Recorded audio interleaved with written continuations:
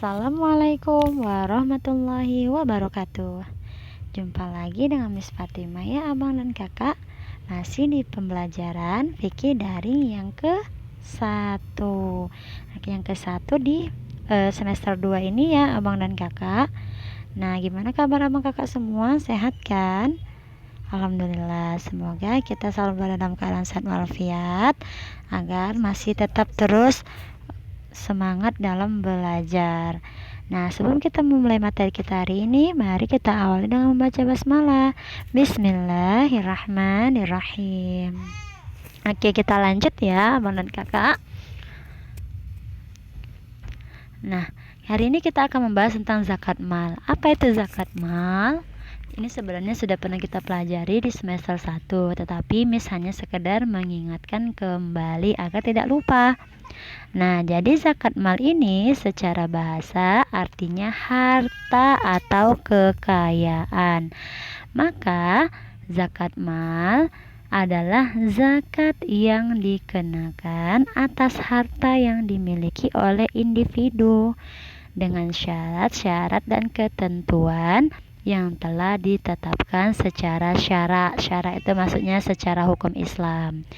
Nah, jadi berbeda dengan zakat fitrah. Kalau zakat fitrah berhubungan dengan makanan pokok, kalau zakat mal itu berhubungan dengan harta. Itu dia. Nah, kita lanjut. Syarat harta yang terkena kewajiban zakat. Harta yang bagaimana saja Miss yang kena zakat? Oke, akan kita pelajari. Yang pertama, syaratnya itu adalah milik sempurna. Gimana tuh Miss maksudnya milik sempurna? Jadi milik sempurna ini adalah harta yang dia punya itu milik dia sendiri, bukan utang, bukan hasil curian. Ya, bukan hasil curian. Dalam artian milik sempurna ini adalah harta itu asli atau hasil dari usahanya sendiri, bukan hasil copet, utang, kemudian pegadaian dan lain sebagainya. Itu syarat harta supaya dia terkena wajib zakat mal. Nah, yang kedua syaratnya itu adalah hartanya itu halal dan diperoleh secara halal juga. Tentu kayak Miss bilang tadi, harta tersebut bukan hasil curian. Dan kemudian syarat yang ketiga adalah cukup nisab. Apa itu Miss cukup nisab?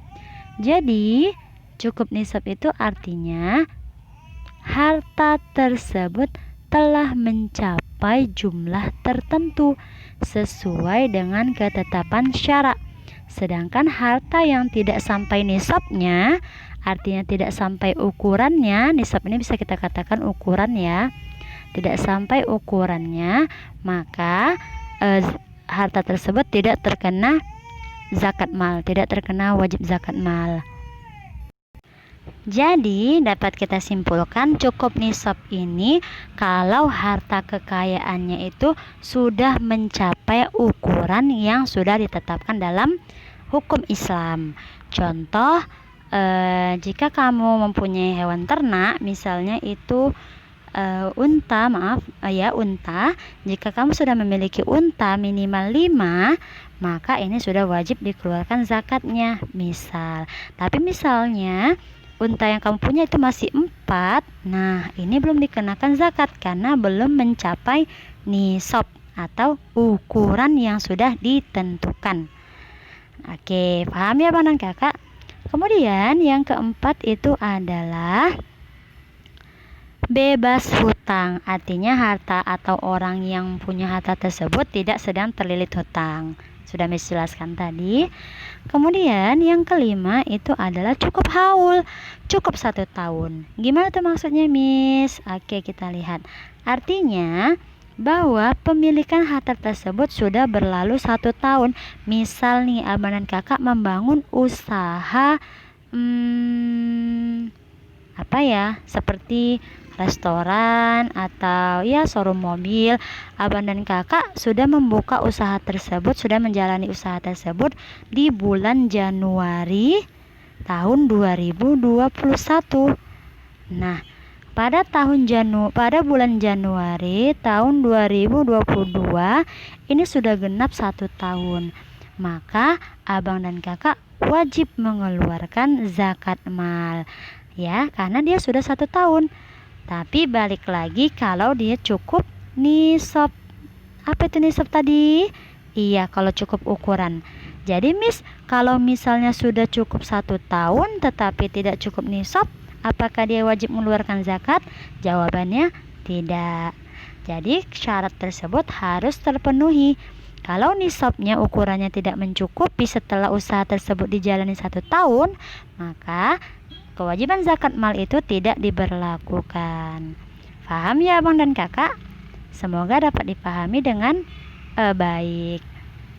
Nah, itu saja ternyata materi kita hari ini. Berikut ada tugas. Tugasnya sangat mudah, yaitu catatlah materi hari ini.